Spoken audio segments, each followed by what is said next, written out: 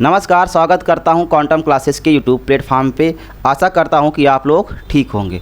मैं आज एक ऐसी जानकारी या एक ऐसा अपडेट आपके सामने साझा करने के लिए आया हूं जो बीते 7-8 दिनों से लगातार ईरान और इजराइल के बीच में युद्ध चल रहा है। इजराइल ईरान के ऊपर वार कर रहा है, ईरान इजराइल के ऊपर वार कर रहा है। अब इस युद्ध में इजराइल को कितना नुकसान हो रहा है, ईरान को कितना नुकसान हो रहा है। नुकसान तो दोनों पार्टियों का हो रहा है, लेकिन कोई ये एक्सेप्ट करने के लिए तैयार नहीं कि हमारा ज़्यादा नुकसान हुआ है, उसका कम नुकसान हुआ है। दोनों तरफ से बयानबाजी की जा रही है कि हमने इजराइल के ये मार दिया है, हमने ईरान का ये मार दिया है, ऐसी बयानबाजी की जा रही है। लेकिन आज की इस सेशन में हम लोग कुछ और महत्वपूर्ण बिंदुओं के बारे में चर्चा करेंगे, जैसे कि ऐसे कौन कौन से देश थे जो इजराइल की तरफ से या ईरान की तरफ से बयानबाजी कर रहे थे कि हम इसके समर्थन में हैं। जैसे पाकिस्तान की बात करेंगे हम लोग कि पाकिस्तान ने कहा था कि अगर ऐसे ही इजराइल ईरान पे लगातार अटैक करता रहा तो पाकिस्तान इजराइल पे न्यूक्लियर अटैक करेगा। क्या वो न्यूक्लियर अटैक करने के लिए अभी तैयार है या पीछे हट गया है। या रशिया की बात करेंगे, रशिया इजराइल के साथ खड़ा है या ईरान के साथ खड़ा है। अमेरिका क्या अभी बैक फुट से या फ्रंट से आके ईरान पे अटैक करने की बातें कर रहा है या नहीं कर रहा है। ये कुछ महत्वपूर्ण बिंदु हैं जिन पर हम लोग चर्चा करने वाले हैं। तो हम लोग इस क्लास को शुरू करते हैं। क्या रशिया ईरान के साथ खड़ा है या इजराइल के साथ खड़ा है। तो क्या रसिया की एंट्री इस युद्ध में हुई है कि अभी नहीं हुई है, या अभी बैक फुट से ही रसिया ईरान का समर्थन या इजराइल का समर्थन कर रहा है। तो हम लोग बात करेंगे, सबसे पहले बात करने वाले हम लोग पाकिस्तान की। आसिम मुनीर जो जिहादी जर्नल है पाकिस्तान के, अभी इनको 19 तारीख को वाइट हाउस में इनके चाचा बुलाए थे डोनाल्ड ट्रंप डिनर के लिए कि आओ भाई हम आपको बिरयानी खिलाते हैं। लेकिन क्या सच में इनको डिनर के लिए इनवाइट किया गया था या डिनर में इनवाइट करने के पीछे कोई और मकसद था, इस पे हम लोग चर्चा करेंगे। जैसे कि आपको पता है पाकिस्तान का बयान था कि हम इजराइल पे न्यूक्लियर अटैक करने वाले हैं, ऐसे ही अगर वो ईरान पे मिसाइल दागता रहा तो।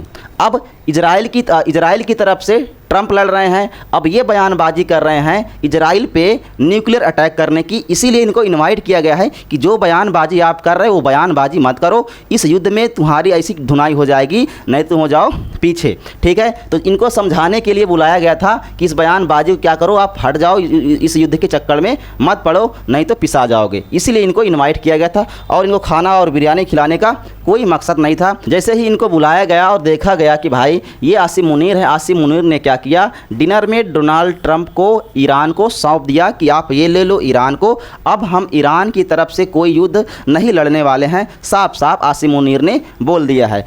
अब देखो दूसरी बात, चाइना भी पाकिस्तान का छोटा चाचा है। अब चाइना ईरान की तरफ से युद्ध लड़ रहा है। अब अगर ईरान की तरफ से चाइना लड़ रहा है, अब अगर इजराइल की तरफ से पाकिस्तान जा रहा है तो अपने छोटे चाचा के खिलाफ हो जाएगा। इसीलिए भलाई तो मैं कह रहा हूँ पाकिस्तान की इसी में है कि वो इस युद्ध से एकदम बाहर हो जाए, किसी तरफ से ये लड़ाई बिल्कुल ना करे। ठीक है, चलो आगे हम लोग देखते हैं कि अल जजीरा की एक रिपोर्ट आई है, मतलब बयान आया है किसका, डोनाल्ड ट्रंप का, कि अगर ऐसे ही अटैक करता रहा ईरान इजराइल पे तो हम विदिन 2 वीक क्या करेंगे, ईरान पे फ्रंट फुट से अटैक करने वाले हैं, नहीं तो वो अपनी हरकतों से बाज आ जाए। उनको हमने पहले ही अल्टीमेटम दे दिया है कि आप युद्ध बंद कर दो, और उनका एक और अल्टीमेटम आया था कि जो ईरान की जो राजधानी है तेहरान उसको खाली कर दिया जाए, नहीं तो इस कदर तबाही मचाएंगे कि ईरान भी सोचेगा। लेकिन ईरान डरने वाला तो है नहीं है। ईरान तो सोच रहा है भाई कि तुम एक बार आओ तो फ्रंट फुट से, अभी तो आप पीछे से खेल रहे हो गेम, है ना, एक बार आके मेरे ऊपर वार करके दिखाओ, फिर मैं आपको बताता हूँ। ईरान डरने वाला नहीं है। ठीक है, ये सारी चीज़ें बातें सामने निकल के आई। बैलिस्टिक मिसाइल से क्या किया जा रहा है, इजराइल पे अटैक किया जा रहा है। ठीक है, और कुछ चीज़ें निकल के आई, जैसे देखो ईरान स्ट्राइक इजराइल हॉस्पिटल। अभी सामने बात निकल के आई कि ईरान ने क्या किया है, इजराइल के सोनोरोका नाम का एक हॉस्पिटल है, वहाँ पे अटैक किया है, काफ़ी नुकसान हुआ है। ठीक है, ये सारी चीज़ें सामने निकल के आई है।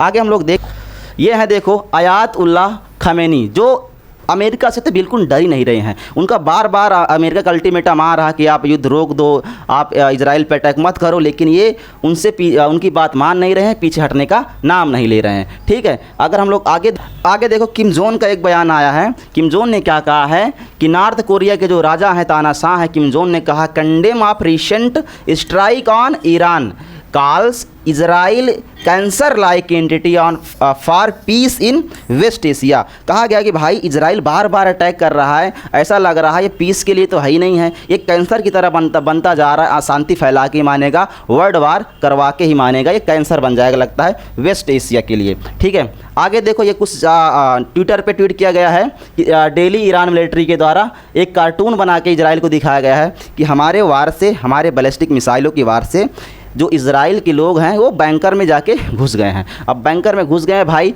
अब वो निकलेंगे नहीं निकलेंगे, क्या करेंगे?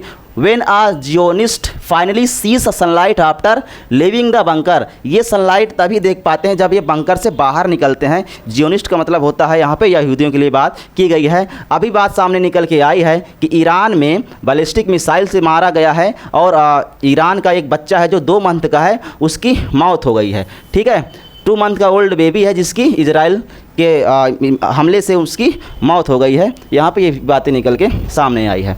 आगे देखो डेली ईरान मिलिट्री का ये स्टेटमेंट है कि today we successfully target and destroy the Zionist regime central command for communication control and intelligence along with the its army intelligence operation center of the Gayam high tech park in the occupied Java या तेल Aviv जो Israel की राजधानी है। ठीक है, ये चीज़ सामने निकल के आई। आगे देखो ये कह रहा है कि सोरोका जो हॉस्पिटल है हमने वहाँ पे जोरदार अटैक किया है और तहस नहस कर दिया है। अगर ये तो देखा जाए कि भाई ईरान की तरफ से जो वार किए जा रहे हैं काफ़ी खतरनाक है और काफ़ी नुकसान हुआ है इजराइल को। भले ही बयानबाजी नहीं की जा रही इजराइल के द्वारा, लेकिन नुकसान काफ़ी हुआ है। यहाँ पर एक और ट्वीट आया है डेली ईरान मिलिट्री की तरफ से, कोई जर्नल है वहाँ के, जर्नल तो बदलते ही जा रहे हैं। We will continue the war as long as necessary to, मतलब इनको कहना है कि भाई एज लॉन्ग, जब तक ये वार चलेगा हम इस वार में कंटिन्यू हैं, हम पीछे नहीं हटेंगे। इजराइल पीछे हटने का नाम नहीं ले रहा, ईरान पीछे हटने का नाम नहीं रहा। अब होगा क्या, ये वर्ल्ड वार की तरफ संकेत कर रहा है। All enrichment materials have been transferred, इनका जो भी मटेरियल है सुरक्षा के लिए या खाने पीने के लिए वो ट्रांसफ़र कर दिया गया है अच्छी लोकेशन पे, सेफ लोकेशन पे। We will emerge from this war with full hand, हम पूरी तरह से इस वार के लिए तैयार हैं, हम पीछे हटने वाले नहीं हैं। ठीक है, ये इनका बयानबाजी है। देखो जैसा कि मैंने आपको बताया था कि सोनोरोका जो हॉस्पिटल है इजराइल का, वहाँ पे ईरान का अच्छा खासा अटैक हुआ। ये हॉस्पिटल की बिल्डिंग है, देखो किस तरह से पूरी क्षतिग्रस्त हो गई है, टूट गई है। इसको देख के ऐसा लग रहा है कि ज़ोरदार प्रहार है। ये हॉस्पिटल में है, हॉस्पिटल लोग भाग रहे हैं।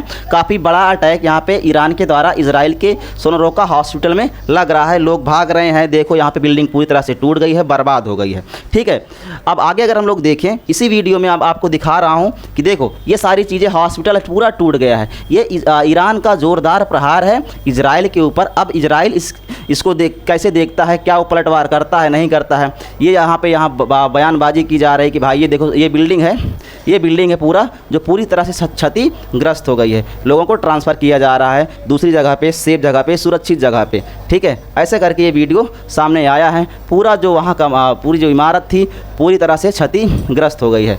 हाँ, सुरक्षाकर्मी या बचाव विभाग कर्मचारी लोग जाके उस हॉस्पिटल में लोगों की जान बचाई। काफ़ी टूटा फूटा हुआ ये बिल्डिंग आपको दिख रही होगी, पूरी बिल्डिंग टूट गई है अच्छे से। ठीक है, ये बहुत सारे लोग घायल होने की संभावना है। पूरे जो खिड़की हैं ग्लास की, वो सारा सब कुछ देखो यहाँ पे टूटा हुआ दिखाई दे रहा है। अच्छा खासा यहाँ पे प्रहार है ईरान का इजराइल के ऊपर, इस वीडियो के माध्यम से आप देख सकते हो। ठीक है, ये अच्छा ज़ोरदार। तो फिर से एक बयान हम आपको दिखा रहे हैं जो ईरान की न्यूज़ एजेंसी का है। उन्होंने बताया है कि जो पार्लियामेंट स्पीकर हैं वहाँ के ईरान के, उन्होंने कहा Trump should know Iranian can't be subdued, मतलब कि ये है कि भाई ट्रम्प अच्छी तरह से जानते हैं कि ईरान के जो लोग हैं वो उनकी धमकियों से डरने वाले नहीं हैं, वो बाज आने वाले नहीं हैं हम। लेकिन अगर हम लोग बात करें इससे पहले जब इजराइल गाज़ा के साथ जो युद्ध लड़ रहा था तो उस समय क्या ईरान पूरी तरह से फ्रंट फुट से क्या इजराइल के साथ लड़ रहा था? तो नहीं। पहले जब इजराइल लड़ रहा था, जैसे यहाँ लड़ रहा था इस यमन के साथ और यहाँ लेबनान के साथ, तो उस समय ये ईरान क्या कर रहा था, इनको लड़वाने का काम कर रहा था, बैक फुट से सपोर्ट कर रहा था, खुल के इजराइल के सामने नहीं आया है। और जब से ये इजराइल के सामने ईरान खुल के आया है, इनके दोनों के बीच की अगर डिस्टेंस देखा जाए तो 1000 किलोमीटर के बीच की डिस्टेंस है।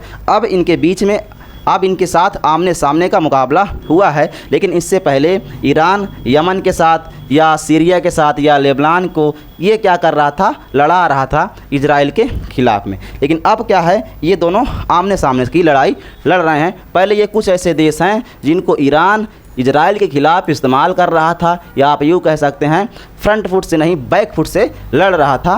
इजराइल के साथ, ठीक है। तो अब लड़ाई है आमने सामने की, ठीक है। यहाँ मैं एक बात आपको और बता दूं कि जो दूसरे देश के नागरिक ईरान में या इजराइल में फंसे हुए हैं उनको भी सुरक्षित बाहर निकालने के लिए उनकी देश की सरकार काम कर रही है उस पर। जैसे हमारे देश के भी कुछ नागरिक हैं, कुछ वहाँ मुसाफिर हैं जो फंसे हुए हैं, उनको बाहर निकालने के लिए भारत सरकार ने ऑपरेशन सिंधु चला के उनको बाहर निकालने का काम किया गया है। लेकिन इसमें एक कॉमन चीज़ आप देख रहे हो कि जो भी लोग वहाँ फंसे हुए हैं सबके हाथ में तिरंगा दिखाई दे रहा, सबके हाथ में तिरंगा दिखाई दे रहा। आज जब ये मुसीबत में है ना तो इनको तिरंगा की याद आ गई। और कभी कभी इनकी बयानबाजी ऐसी होती है ना कि इनके सामने तिरंगा दूसरे नंबर पे होता है और धर्म पहले नंबर पे होता है। तो सबसे पहले आज ये दो लोग तिरंगे को आगे ला रहे हैं जब जान पे आ गई है बात। तो नहीं तो इससे पहले बयानबाजी यही आती है लोगों की कि हमारा धर्म सबसे पहले है, तिरंगा बाद में है, ठीक है। तो जब जान की बात आई तो तिरंगा सबसे पहले हो गया है इन लोगों के लिए, ठीक है। तो हमेशा तिरंगा को पहले रखना चाहिए। अब इन लोगों को सुरक्षित बचाने का काम भारत सरकार ने ऑपरेशन सिंधु चला के किया है, लोगों को बाहर निकालने का काम किया गया है, ठीक है। ये ऑपरेशन सिंधु के माध्यम से इनको बाहर निकाल लिया गया है लोगों को। यहाँ इतनी गोलेबारी में जान फंसी थी इनकी, अब ये लोग बाहर आ गए। कहा गया है कि वहाँ जो भी स्टूडेंट फंसे हुए थे सबको बाहर तो नहीं निकाल पाया अभी तक, लेकिन धीरे धीरे सबको बाहर निकाला जा रहा है। लेकिन हम लोग बात करेंगे कि क्या रसिया पूरी तरह से ईरान के समर्थन में भी आया है कि नहीं आया है। चाइना बयानबाजी कर रहा है कि हम ईरान के समर्थन में हैं, ईरान डरे नहीं। क्या वो अभी फ्रंट फुट से या बैक फुट से गेम खेल रहे हैं? पाकिस्तान क्या हुआ, इस गेम से बाहर हो गया है कि नहीं हुआ? ये सारी चीज़ें हैं। अगली क्लास में मैं आपको अपडेट करता रहूँगा कि इजराइल और ईरान का युद्ध क्या मोड़ ले रहा है, क्या होने वाला है इन दोनों देशों का, और इन दोनों देशों के चक्कर में क्या वर्ल्ड वार होने वाला है। क्या बहुत सारे देश जो ग्लोबल पावर हैं वो अगर आमने सामने आएंगे तो वर्ल्ड वार होना निश्चित है। मिलते हैं अगली वीडियो के लिए, तब तक के लिए थैंक यू। जय हिंद, जय भारत।